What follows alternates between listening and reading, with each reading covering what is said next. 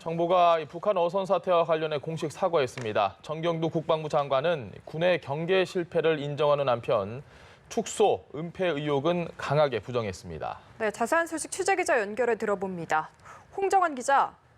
네, 북한 어선 사태와 관련해 정경두 국방부 장관이 공식 사과했습니다. 지난달 15일 북한 어선이 군의 경계를 뚫고 삼척항까지 들어온 것에 대해 경계작전 실패를 먼저 인정한 건데요. 해상과 해안에서 군의 전반적인 경계작전에 문제가 없었다는 처음 국방부의 발표를 뒤집은 겁니다. 군은 북한 어선이 북방 한계선 NLL을 넘어 우리 영해에 머물렀고 삼척항에 입항해 주민들이 112에 신고할 때까지 이를 알아차리지 못했는데요.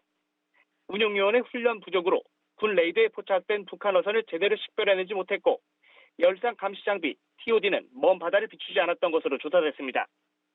해안을 지키는 소초 경계병들은 이 시간 미역 채취 중인 어민을 통제하느라 북한 어선이 입항하는 모습을 놓친 것으로 나타났습니다.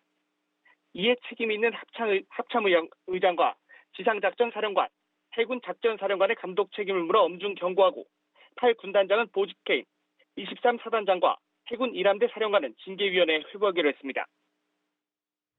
네, 경계 실패보다 더 논란이 됐던 게 축소 은폐 의혹인데요. 결국에 축소 은폐는 없었다는 게 결론이죠? 네, 그렇습니다. 합동조사단은 축소 은폐 의혹을 다시 한번 강하게 부정했습니다. 국방부는 북한 어선의 발견 지점을 처음 삼척항 인근이라고 했다가 이후 삼척항 방파제로 정정했는데요.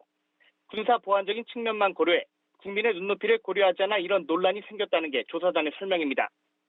처음 보고된 삼척항 방파제를 삼척항 인근으로 고쳐 은폐 축소 논란을 일으킨 책임이 누구에 있느냐 질문에 대해서 유관기관 사이의 협의를 통해 결정한 것이라는 입장만 반복했습니다. 조사단은 경계 실패를 처음 알고도 발표 때 경계 작전은 문제가 없다고 발표한 것도 은폐, 축소 의도는 없었다고 판단했습니다. 결과만 놓고 봤을 때는 경계 실패지만 경계 작전의 절차만큼은 정상적으로 진행이 됐기 때문에 군의 경계 작전에 문제가 없다는 언론 대응 지침 PG를 낸 것이라고 설명했는데요. 결과적으로 북한 어선을 잡아내지 못했다는 사실을 확인했음에도 이같이 언론 대응 지침을 내린 이유에 대해서는 언급하지 않았습니다. 그러면서 그 과정에서 청와대 국가안보실 등의 개입은 없었다고 강조했습니다.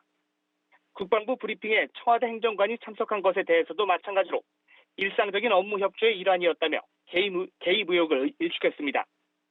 조사단은 또 홍정환 안보실은 기자, 그리고 선원들의 귀환 과정에서 불거진 의혹에 대해서도 해명을 했다고요. 네, 그렇습니다. 논란이 됐던 쟁점은 두 가지입니다.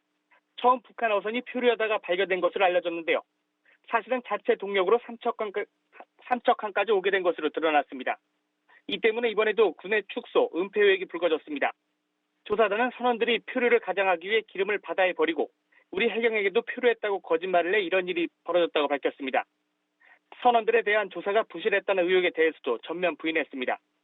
조사단은 선원 4명에 대해 7시간에 걸쳐 개별 면담 조사를 실시했고 그 결과 선장 등 2명은 처음부터 귀순 목적으로 배를 탔다고 밝혔습니다. 나머지 2명은 귀환 의사를 표시해 사흘 뒤 판문점을 통해 북한으로 송환한 것이라고 설명했습니다. 또 북한 어선은 중국산 저출력 엔진 1개만 탑재돼 통상 독일 또는 일본제 엔진과 보조 엔진을 포함한 간첩성과는 달랐고 선원 4명 모두 특수훈련을 받은 신체적 특징이 없었으며 무기나 통신 장비 등도 발견되지 않아 대공 혐의점은 없었다고 밝혔습니다. 지금까지 정부 서울청사에서 전해드렸습니다.